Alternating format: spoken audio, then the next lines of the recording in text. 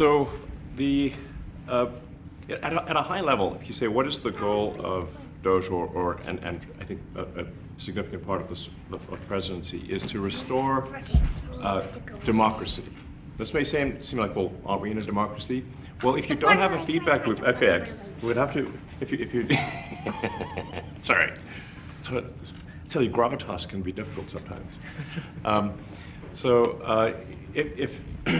If there's not a good feedback loop from the people to the government, and if you have rule of the bureaucrat, or if the bureaucracy is in charge, and then what meaning does democracy actually have? If the people cannot vote and have their will be decided by their elected representatives in the form of the president and the Senate and the House, then we don't live in a democracy, we live in a bureaucracy. So it's incredibly important that we close that feedback loop, we fix that feedback loop, and that the public's elected representatives, the president, the House, and the Senate, decide what happens, as opposed to a large, unelected bureaucracy.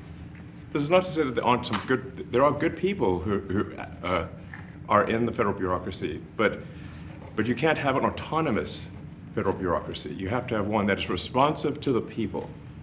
That's the whole point of a democracy. And if you looked at if you looked at the founders today and said, what do you think of the way things have turned out? Well, we have this unelected, fourth unconstitutional branch of government, which is the bureaucracy, which has, in a lot of ways, currently more power than any elected representative. And this is not something that people want, and it does not match the will of the people. So it's just something we've got to fix. And then we've also got to address the deficit. So we've got a $2 trillion deficit, and if we don't do something about this deficit, the country's going bankrupt. I mean, it's really astounding that the interest payments alone on the national debt exceed the Defense Department budget, which is shocking because we spend a lot of money on defense. But if that just keeps going, we're essentially going to bankrupt the country. So what I really want to say is, like, it's not optional for us to reduce the federal expenses. It's essential. It's essential for America to remain solvent as a country, and it's essential for America to have the resources necessary to provide things to its citizens and not simply be servicing vast amounts of debt. And also, could you mention some of the things that your team has found, some of the crazy numbers, including the woman that walked away with about $30 million, right, et cetera? Well, we do find it sort of rather odd that there are quite a few people in the bureaucracy who have ostensibly a salary of a few $100,000, but somehow manage to accrue tens of millions of dollars in net worth while they are in that position, which is, what happened at USAID. We're just curious as to where it came from. Maybe they're very good at investing, in which case we should take their investment advice, perhaps. But there seems to be mysteriously they get wealthy. We don't know why. Where does it come from? And I think the reality is that they're getting wealthy at the taxpayer expense. That's the honest truth of it. So, we're looking at, if you look at, say, Treasury, for example, basic controls that should be in place, that are in place in any company, such as making sure that any given payment has a payment categorization code, that there is a comment field that describes the payment, and that if a payment is on the do not pay list, that you don't actually pay it. None of those things are true currently. So the reason that departments can't pass audits is because the payments don't have a categorization code. It's like just a massive number of blank checks just flying out the building. So you can't reconcile blank checks. You've got comment fields that are also blank, so you don't know why the payment was made. And then we've got this truly absurd, a do not pay list, which can take up to a year for an organization to get on a do not pay list. And this, we're talking about terrorist organizations, we're talking about known fraudsters, known aspects of waste, known things that do not match any congressional appropriation, can take up to a year to get on the list, and even once on the list is not used. It's mind-blowing. So what we're talking about here, we're really just talking about adding common sense controls that should be present that haven't been present. So you say, like, well, how could such a thing arise? That seems crazy. When you understand that really everything is geared towards complaint minimization, so then you understand the motivations.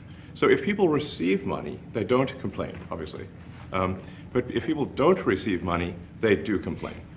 And the fraudsters complain the loudest and the fastest. So then when you understand that, then it makes sense. Oh, that's why everything they approve all the payments at Treasury. Because if you approve all the payments, you don't get complaints. But now we're saying that, no, actually, we are going to complain. If money is spent badly, if your taxpayer dollars are not spent in a sensible and frugal manner, then that's not okay.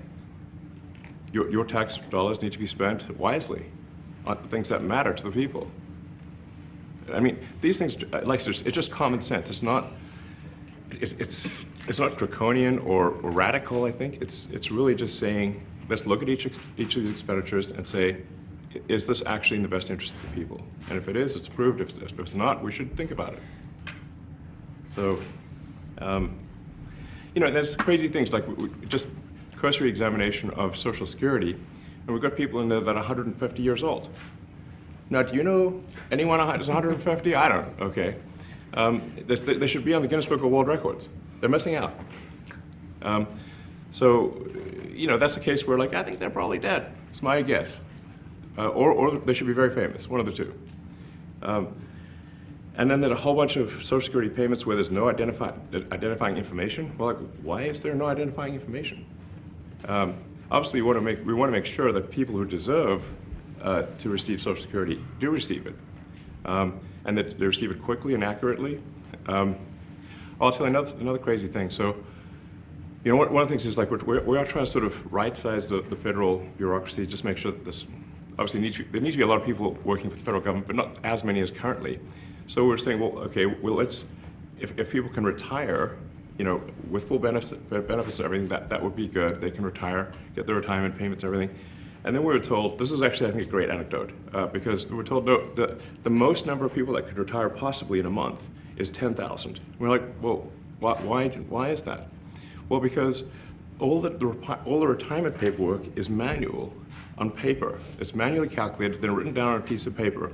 Then it goes down a mine. And like, what do you mean a mine? Like, yeah, there's a limestone mine where we store all the retirement paperwork. And you look at a picture of this mine. We'll post some pictures afterwards. And this mine looks like something out of the 50s because it was started in 1955. So it looks like it's like a time warp. And then the speed, the limiting factor is the speed at which the mine shaft elevator can move determines how many people can retire from the federal government. And the elevator breaks down sometimes, and then nobody can retire. Doesn't that sound crazy? There's like 1,000 people that work on this. So I think if we can take those people and say, like, you know what, instead of working in a mine shaft and carrying manila envelopes to boxes in a mine shaft, you could do practically anything else. And you would add to the goods and services of the United States in a more useful way. So anyway, so I think that's an example.